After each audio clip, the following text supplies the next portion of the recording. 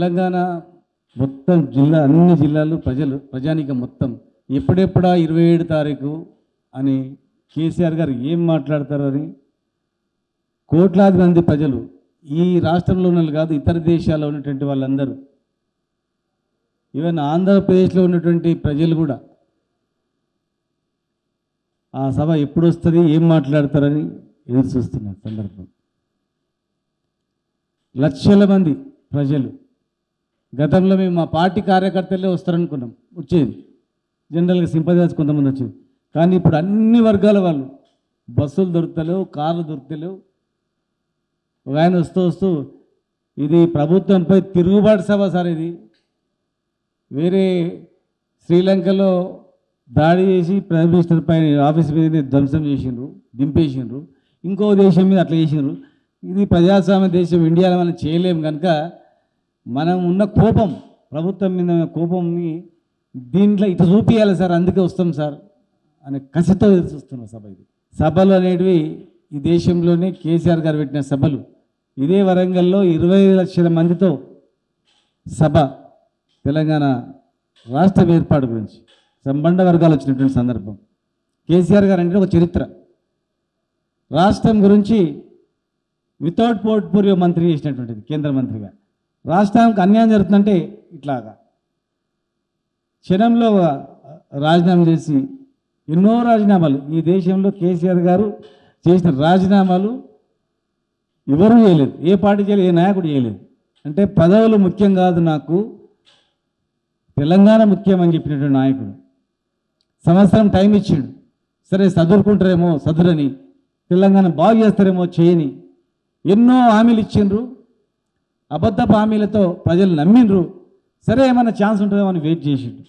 కానీ సంవత్సరం దాటినా ఏం జరుగుతుంది ఈరోజు వరకంటే కక్షలు, కుట్రలు, కుతంత్రాలు. తెలంగాణ ఇంకా ఆగం చేసేస్తారు. ఇక వీళ్ళు 3.5 ఏళ్ళు ఉంటే తెలంగాణ ఏమైపోతుందో తెలియదు, తలుచుకుంటూనే భయం. 500 రోజులకే ఇట్లా అయింది, సంవత్సరం నెల కూడా కాలేదు ఇట్లా అయిందంటే ఇంకా 3.5 సంవత్సరాలు ఏమైపోతుంది రా ఈ తెలంగాణ అని చెప్పి గుండెలు బాదుకుంటున్నారు. యువకులు కావచ్చు, రైతులు ముఖ్యంగా. మనకు అన్నం పెట్టిన రైతు ఇలా ఆత్మహత్యలు చేసుకుంటాడు. మళ్ళీ 2014 కన్నా ముందు ఏం జరిగిందో సేమ్ మళ్ళీ ఇప్పుడు జరుగుతుంది. పునరావృతమైన అన్నీ, ఒక్కటి కాదు. కరెంటు కష్టాలు వచ్చినాయి, ఆత్మహత్యలు వచ్చినాయి. రైతులు అసలు పట్టించుకుంటూనే లేడు, ముందు చూపలేదు. ఈ ఎండాకాలం చూడండి మీరు, ఖచ్చితంగా చాలా గ్రామాల్లో, పట్టణాల్లో కూడా తాగడానికి కూడా నీళ్ళు కష్టం ఉంటుంది. మళ్ళా బోరింగ్ల కాడ పడిగాపులు, వాటర్ ట్యాంకర్ల కాడ కొట్లాటలు, దాచిపెట్టుకొని నీళ్ళు తాగే పరిస్థితి మళ్ళా తెచ్చి. అందుకే ఏమైనా చేయండి కానీ తెలంగాణ ఆగం చేస్తే మాత్రం ఊరుకోడు కేసీఆర్ గారు. చూసిండు, సంవత్సరం నన్ను దాటుతుంది, దగ్గర వచ్చింది. ఇక ఇట్టిగా వదిలిపెడితే ఇంకా నాశనం చేస్తారు అని చెప్పి ఇలా ఆయన కోపంతో తెలంగాణకు అన్యాయం జరిగినా, తెలంగాణను కించపరిచినా, తెలంగాణ దిగదార్చినా, తెలంగాణను ఎవడైనా చెడుగా మాట్లాడినా ఎట్టి పరిస్థితుల్లో నేను ఊరుకోనని చెప్పి ఇలా రజతోత్సవ సభను, వరంగల్ అంటే చాలా ప్రేమ. ఉద్యమ సమయంలో కూడా ఏ కార్యక్రమం చేయాలంటే మొదలు వరంగల్ నుంచి స్టార్ట్ చేయడం. ఇలా రజతోత్సవ సభను కూడా ఇక్కడ చేసుకునడం జరుగుతూ ఉంది. కానీ చాలామంది, లక్షల మంది ఈరోజు 1200 ఎకరాలు అనుకుంటే ఇంకా ఎక్కడో స్వచ్ఛందంగా వాళ్ళు ఇంకా భూములు చదువు చేసి పెడుతున్నారు. వెహికల్స్ పార్కింగ్ అవన్నీ రకరకాల. జనం గుండెల్లో కేసీఆర్ ఉన్నాడు, ఎప్పుడెప్పుడా అని చూస్తున్నారు.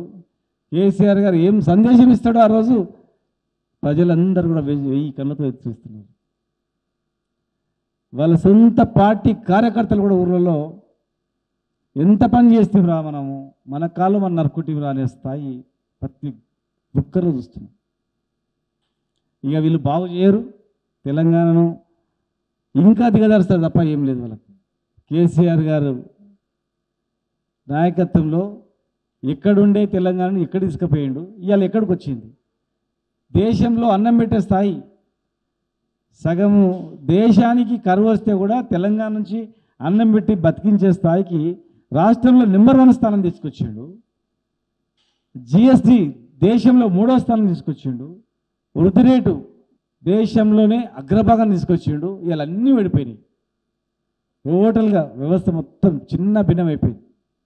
రిటైర్డ్ అయిన ఉద్యోగులు ఇంతకుముందు వచ్చేటప్పుడు మాట్లాడారు, వినయన కూడా ఉన్నాడు. మా పైసలు మాకు ఇవ్వనికి 10,000 మందిని సావు బతుకుల్లో ఉన్నాము, మా పైసలు మాకు మేము దాచిపెట్టుకున్న పైసలు మాకు ఇస్తలేరని ప్రజెంట్ టీచర్ సంఘ నాయకుడు వచ్చిండు, మనతో పాటు ఉన్నాడు.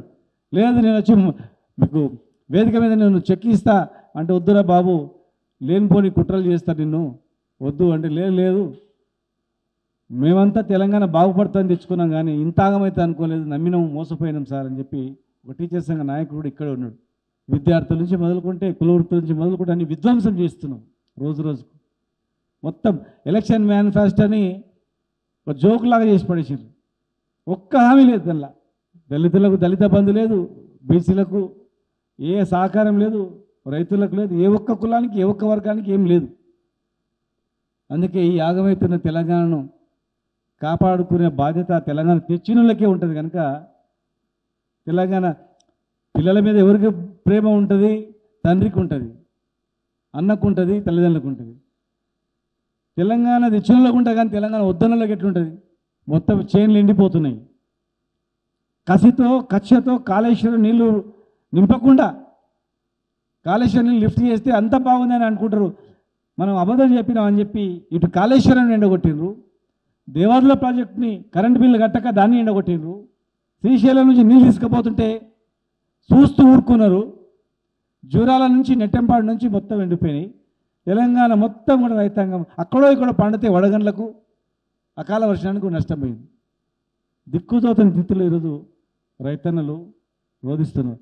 అందుకే వీళ్ళందరూ కూడా కొందరు నడుచుకుంటూ వస్తున్నారు, బండ్ల మీద వస్తున్నారు, సైకిల్ మోటార్ మీద వస్తున్నారు, ఎట్లంటే ఎట్లా వస్తున్నారు. కొంతమంది టీవీలు మొత్తం రెడీగా పెట్టుకుంటున్నారు, టీవీలలో చూడాలి, దేశ విదేశాల్లో కూడా. కనుక మేము రజతోత్సవ సభ అంటే లేదు సార్ ఇది ప్రభుత్వంపై తిరుగుబాటు సభ అని మేము అంటామంటే, లేదు మీరు ఏమని అనుకోండి మాది రజతోత్సవ సభ అని చెప్పి మరి ఇక్కడ ఉన్నటువంటి అందరూ ఉద్యమ నాయకులు అందరూ కూడా వాలంటీర్స్ యువకులందరూ కలిసి ఈ సభను ఏర్పాట్లన్నీ కూడా పర్యవేక్షించడం, ఇది మనందరి బాధ్యత అని స్వచ్ఛందంగా చాలామందికి రావడం. భవిష్యత్ తెలంగాణ ఇక మనదే కనుక తెలంగాణ రాబోయేది మళ్ళీ వెనుకకు 10 ఏళ్ళు కష్టపడ్డది మళ్ళీ వెనుకకి పోయింది. మళ్ళీ మూడవసారి కేసీఆర్ గారు ముఖ్యమంత్రి అయితేనే, కేసీఆర్ గారు ఉంటేనే ఈ రాష్ట్రాన్ని కాపాడుతున్న భావన మళ్ళీ అందరిలో వచ్చింది. కనుక అందరూ విజయవంతం చేయాలని చెప్పి సహకరించాలని చెప్పని, ఎవరు ఇబ్బంది పెట్టాలని చూసినా మేము కూడా ఎవరు మా వాళ్ళని ఇబ్బందులు పెట్టినా రాసుకుంటాం, మా సభకు ఇబ్బంది పెట్టాలని ప్రయత్నం చేసినా ఖచ్చితంగా కూడా దాన్ని మేము గమనిస్తాం. దయచేసి అతి ఉత్సాహం ఎవరు కూడా చేయొద్దండి. ఇది ప్రజలు స్వచ్ఛందంగా వచ్చే సభ, ఇది స్వచ్ఛందంగా వస్తారు కనుక మరి అందరూ ఎండాకాలం కూడా ఉంది కనుక అందరూ జాగ్రత్తగా వచ్చి మన కేసీఆర్ గారు ఇచ్చే సందేశాన్ని విని పార్టీ కార్యకర్తలు కూడా నిబద్ధతతో వాళ్ళంతకు వాళ్ళే ఎంతమంది ఇప్పుడు వస్తున్నారు వాలంటీర్గా పనిచేసుకోవడానికి కూడా. కనుక మరి సభ సక్సెస్ చేయాలని చెప్పని ఏర్పాట్లు పర్యవేక్షిస్తున్నటువంటి అందరూ సభను సక్సెస్ చేయడానికి రేయింబలు కష్టపడుతున్నటువంటి బాలమాల గారి నేతృత్వంలో పనిచేస్తున్నటువంటి అందరికీ, రాఘవన్ గారికి, మిగతా అందరినీ మనస్ఫూర్తిగా మా నాయకులందరినీ